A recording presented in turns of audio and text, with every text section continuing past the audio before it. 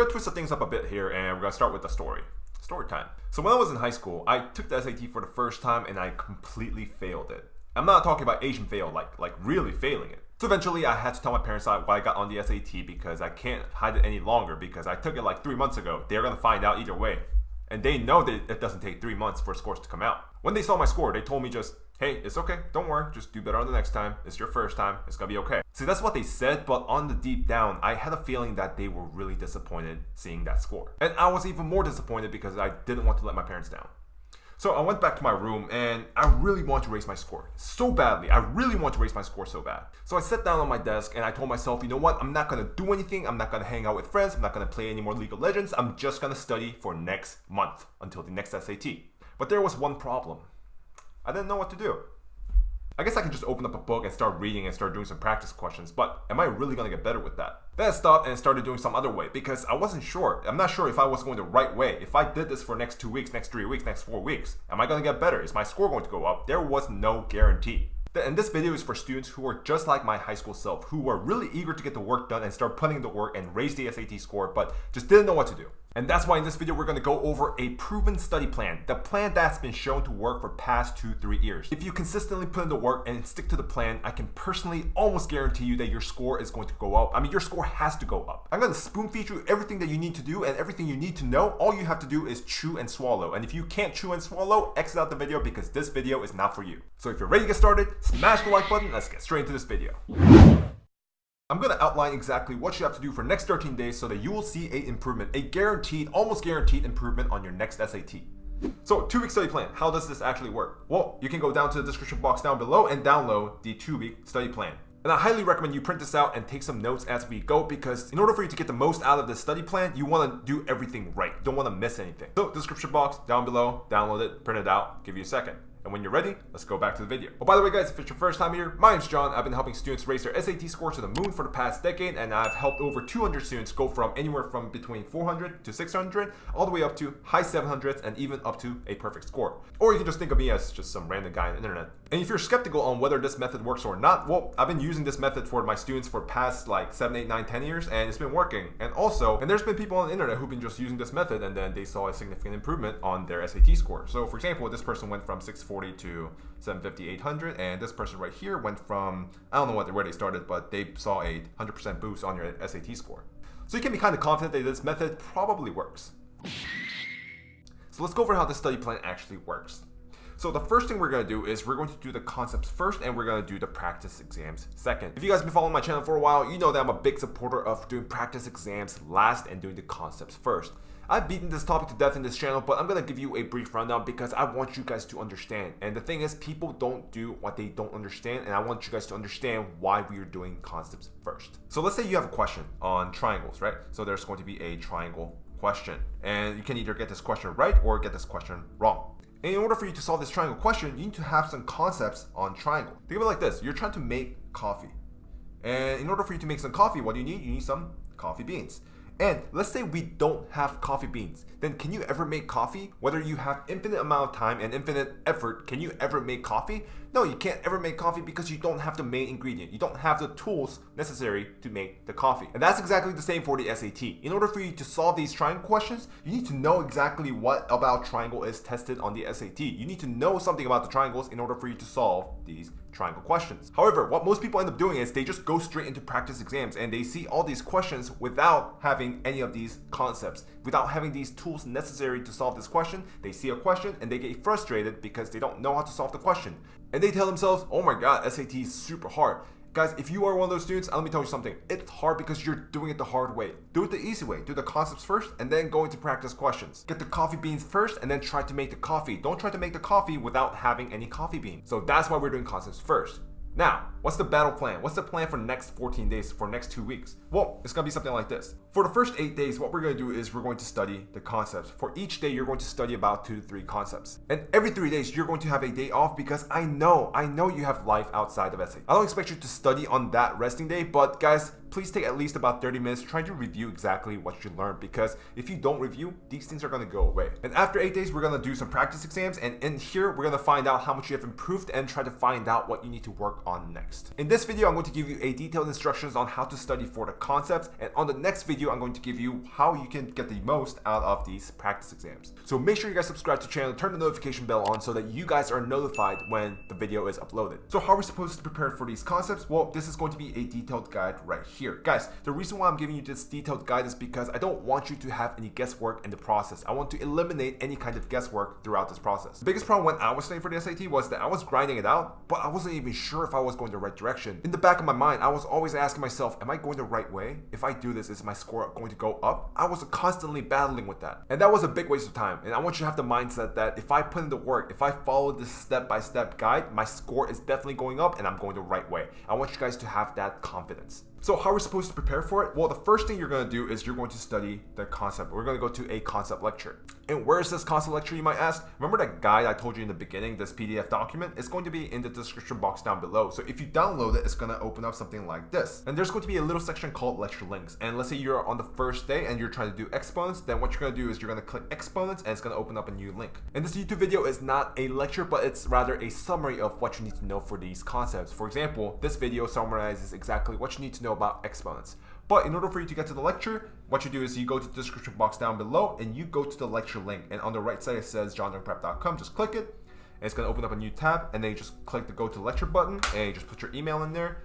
And if you click go to the lecture, that's when it takes you to a lecture. And in the lecture, you want to make sure you download the worksheet before you start watching the lecture. Rather than just listening to the lecture, you want to have something that's in front of you so that you can work along with it. You're going to get so much better result out of downloading the worksheet and then doing it along with the video rather than just listening to the lecture alone. So that's how you get to the lecture, but what are we supposed to do during the lecture? You want to make sure you understand everything and rewind the video if you don't understand something. Because one of my main philosophy behind tutoring is I don't want to waste your time. I want to teach you exactly and only the stuff that is on the exam. That means if you understand everything in this lecture, you are going to be set. But the scarier part is if you skip just one thing, in this lecture, that means that concept is going to show up on the exam and you are going to get it wrong. That's why I'm stressing you have to understand everything, and I mean like everything on that lecture. After you're done watching the lecture, what we're going to do is we're going to summarize exactly what we learned in the video. And on the summary, you want to put in some stuff that you were weak on or something that you thought were very important. And the reason why we're doing this is because down the road, you are going to forget some stuff and you might want to reference back to certain chapters. And when you have the summary, you can just look at it and see what you need to know for that specific concept. But if you don't have the summary, then you have to go back to the concept lecture and you have to watch the whole thing again, and that's just a big waste of time. You just want to summarize exactly what you need to know so that you can just kind of look at it and be done with it. And when you're summarizing, you want to make sure you focus on each of these bullet points. So what do I mean by these bullet points? So whenever you download a worksheet that goes along with the lecture, you're going to see something like this. And this is an example of a lecture worksheet. And you see this like number 1 right here and number 2 right here. These are the main things that you need to know about this chapter, and you want to make sure you understand it and you want to memorize it so that you are ready to use them when you have to use them on the actual SAT. So after you have summarized the lecture and memorized every single bullet point in the lecture, then what you're going to do is you're going to go into practice questions. And when you're doing these practice questions, remember this: you have all the tools necessary to solve this question. You now have the beans to make the coffee with. If you get stuck on a question, it's not because it's an impossible question, but it's probably a hard question, but you can definitely solve it if you piece all the information that we have learned in the lecture together. You might be really tempted to just look at the answer, but don't do that. Just push yourself, stick through it, and sit there and think about it. Look at the question, stare at the question, give it about 10 to 15 minutes, and try to solve the question, because you can solve the question. The moment you look at the answer, you just missed an opportunity to raise your score. You don't get better by looking at answer keys and explanations. You get better by pushing yourself and sticking to one question and getting the answer after like 30-40 minutes of struggle. And the last step is going to be reviewing. Let's say you got a question wrong. That means you are probably weak on one of the concepts. Then if you are weak on one of the concepts, then you need to do some reviewing. If you got stuck on the vertex questions, that means you're probably a little bit not 100% solid on that vertex concept, which means you have to go back and review the vertex concept. Every question that you get wrong, make sure you highlight the question and you completely understand exactly how to solve that question. SAT loves to recycle questions, and that question will show up again, and if you don't understand how to solve it now, then you're not going to know how to solve it on the actual day when it actually counts. And that's exactly how you study for the concepts. You might be thinking that, whoa, that was a lot of work, that looks really complicated, and you're right. Raising your SAT score is not simple. However, if you follow this guide by step and don't cut any corners, then I can personally guarantee you that you're going to see a significant improvement in your SAT score. Before we end this video, I want to give you a few tips that will be helpful throughout this process. So a few reminders throughout the process. First one is that you may be tempted to skip the parts that you don't understand. But remember guys, this lecture covers only the tested materials, which means if you skip something, then you'll get it wrong when it actually counts. When it actually shows up on the SAT, you are going to get it wrong because you got lazy and you skipped the concept. Don't do that. Make sure you understand everything. Don't give up, keep grinding. Second, the practice questions for each of these sections is pulled from the actual and real SAT, meaning if you can solve them, if you can solve these questions, that means you're good to go. However, if you can't solve them, then you need to spend more time reviewing the concept. This is talking about step 3, which is the set of practice questions that you do after you summarize the lecture. These questions are the actual SAT questions, and if you can do these questions, that means you're good to go. If not, you need to spend more time reviewing the concept. Third, the most important step in this whole process is going to be step number 2. Before you move on to practice questions, make sure you understand everything and have important concepts and equations in your head.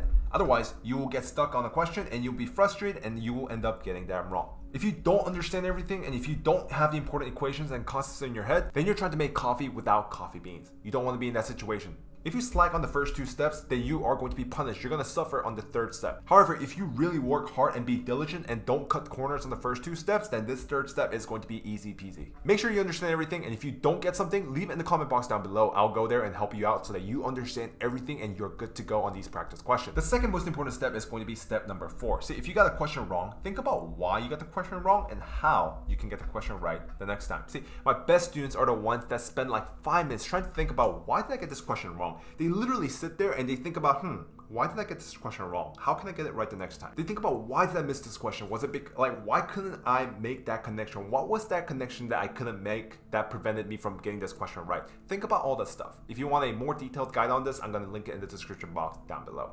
Another important thing is to review the concepts over time. See, we are making summary of each of these lectures so you wouldn't have to waste time rewatching the whole lecture again. See, lecture summaries will outline exactly what you need to know for the exam. Skim through them a couple times throughout the week, and bonus points if you highlight your weak points for emphasis.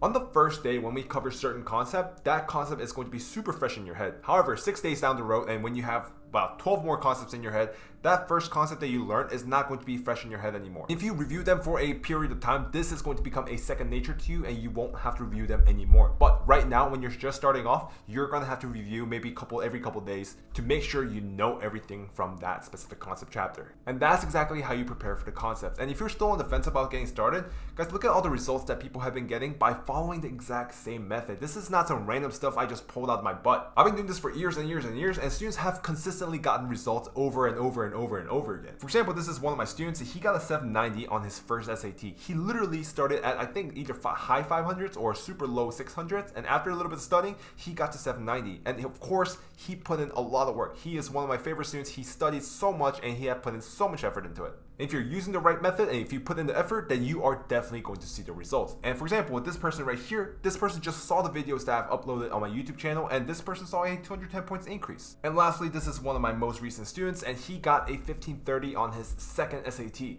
And the common denominator for all of these students is that they have all put in the work. Raising your SAT score is not easy. It's going to take a lot of work. But if you work hard and put in the effort, then you are definitely going to see the result that you're looking for. And by the way, if you are one of my students, you know who you are. You got the score that you deserve because you have put in so much time and so much effort into it. And lastly, guys, if you are studying for the SAT, then join the community. Join the Facebook community where it's a collection of high school students who are highly motivated to raise their SAT score. There's going to be a link in the description box down below. It's going to be a Facebook group, and just join the community, ask questions, and let's get better together. Raising your SAT score is such a lonely journey, and if you have a community of students who are also doing it with you, then you're going to be less lonely and it's going to make it that much easier. And that's going to be it, guys. If you guys have made it this far into this video, congratulations, you got a attention span of the top 1% in the United States. And as always, thumbs if you liked it, subs if you loved it, and I'll see you guys on the next video. Bye-bye.